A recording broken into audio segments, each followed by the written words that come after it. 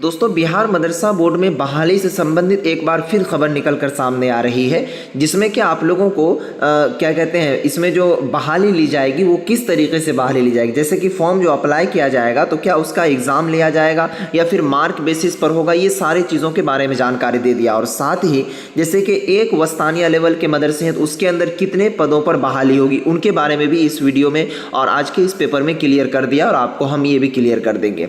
देखेंगे दोस्तों, यहाँ पर फिलहाल हमारे पास एक पेपर का कटिंग है जिसमें बताया गया है, ठीक है, सुधरेगी गैर सरकारी मान्यता प्राप्त अनुदानित मदरसों की शैक्षणिक व नियुक्ति प्रक्रिया। ठीक है, अब देखिए इसमें दूसरा हेडलाइन है कि 41 वर्ष बाद बनी बिहार राज्य मदरसा शिक्षा बोर्ड नियमावली, यानी कि जो नियमावली के तहत आपकी बहाली होनी है। उसके बाद दोस्तों यहाँ पर देखेंगे कि मदरसा शिक्षक कर्मियों की नियुक्ति प्रक्रिया होगी पारदर्शी। ठीक है, बिल्कुल पारदर्शिता बताया गया है। उसके बाद दोस्तों देखिए यहाँ पर शिक्षण व गैर शिक्षण कर्मियों का पद और संख्या भी इनमें तय कर दिया गया है कि कौन से मदरसे में कितने सीट पर बहाली होगी। ठीक है, यहाँ देखेंगे दोस्तों, आपको मैं बता दूँ, कहता है कि राज्य में मदरसा शिक्षा को नियमित करने के लिए 1981 में एक कानून बना पर नियमावली नहीं बनी। यह प्रक्रिया 41 साल बाद अब पूरी हुई है। इसमें 1945 गैर सरकारी मान्यता प्राप्त मदरसों की शिक्षा गुणवत्ता सुधारने में मदद मिलेगी। गैर सरकारी मदरसों में फिलवक्त 814 को ही अनुदान मिलता है। नई नियमावली के बाद राज्य में मौलवी स्तर तक के गैर सरकारी मदरसों की प्रबंध समिति गठित होगी।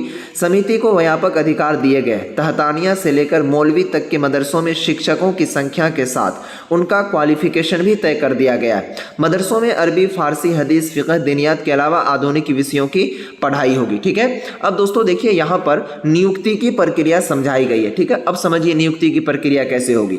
कहा जाता है कि ऑनलाइन आवेदन लिए जाएंगे, जैसा कि आपको हमने बताया और मैं अभी दिखा दूं। ये वेबसाइट है जो कि यहाँ पर आप देख सकते हैं, बिहार सरकार मदरसा शिक्षक भर्ती, जिसमें कि गवर्नमेंट टीचर के लिए बहाली निकाली जाती है। यही वे वेबसाइट यानी कि पोर्टल तैयार किया गया जिसके थ्रू ये बहाली ली जाएगी। यहाँ पर स्टार्ट रजिस्ट्रेशन जैसे होगा आपका अप्लाई की प्रक्रिया शुरू कर दी जाएगी। ठीक है, इनको हमने समझाया कि ये वही वेबसाइट है जहाँ से आप लोगों का बहाली की प्रक्रिया ली जाएगी। डिस्क्रिप्शन में लिंक है, आप भी इसको खोल के देख सकते हैं। अब आइए दोस्तों आपको बताते हैं, कहता है कि नियमावली में मदरसों के शिक्षक व कर्मियों की नियुक्ति प्रक्रिया पारदर्शी बनाई गई है। अब मदरसों में शिक्षकों की नियुक्ति, ठीक है, जिला प्रशासन के पोर्टल पर अपलोड करनी होगी। ऑनलाइन आवेदन लिए जाएंगे। आवेदन के आधार पर मेधा सूची तैयार होगी जिसकी वैधता 1 साल की होगी। नियुक्ति से पहले बिहार शिक्षा सेवा के अधिकारी की उपस्थिति में काउंसलिंग होगी। नए नियम के अनुसार, ठीक है, वस्तानिया स्तर तक पर नियोजन में CTET, TET उत्तीर्ण अभ्यर्थियों को और फुकानिया स्तर और मौलवी स्तर के मदरसों में STET उत्तीर्ण अभ्यर्थियों को प्राथमिकता दी जाएगी। अब इनको समझिए क्योंकि बहाली का फंडा यहीं पर है। सबसे पहले आप लोगों का ऑनलाइन जो है आवेदन लिया जाएगा, पहला चीज़। उसके बाद दूसरा चीज़ ये, आवेदन लेने के बाद अब आपके क्या कहते हैं मार्कशीट में या फिर आपके क्या कहते हैं जो मार्कशीट होगा उस पर कितना नंबर है। सपोज कीजिए कि 100 बच्चों ने फॉर्म भरा, ठीक है, उस मदरसे के लिए जिस मदरसों में 50 पद खाली है मिसाल के तौर पर, ठीक है, तो सबसे पहले मान लीजिए कि 100 बच्चों ने जो फॉर्म भरा उसमें सबसे ज़्यादा मार्क 600 है। ठीक है, तो सबसे पहले चयन 600 वालों का होगा, उसके बाद फिर 599, 598, 597, इस तरीके से 50 लोगों का चयन कर लिया जाएगा। ठीक है, अब देखिए चयन जो होगा तो वो कैसे होगा। ऑनलाइन आवेदन लेने के बाद जब चयन की प्रक्रिया होगी तो उसके बाद दोस्तों यहाँ पर जो है बिहार सरकार के, ऐसा नहीं कि कोई दलाल फलाल को डाल देगा वही नियोजन करेगा।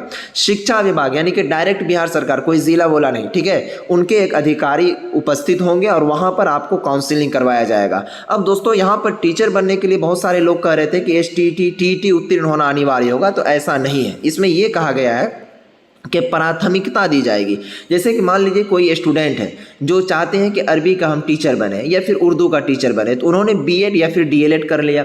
उसके बाद उनके पास STET की डिग्री नहीं है या फिर TET की डिग्री नहीं है, ठीक है, तो वो भी फॉर्म भर देंगे। लेकिन यहाँ पर कंडीशन क्या है कि जिनके पास उनकी डिग्री होगी तो पहले उनको चुना जाएगा फिर आपको चुना जाएगा। ये क्लियर, ठीक है, नियुक्ति की प्रक्रिया को आपको हमने समझा दिया। अब देखिए दोस्तों कौन से मदरसों में कितनी पदों पर बहाली होगी, तो यहाँ देखेंगे कहता जाता है कि शिक्षण व गैर शिक्षण कर्मियों का पद और संख्या भी तय।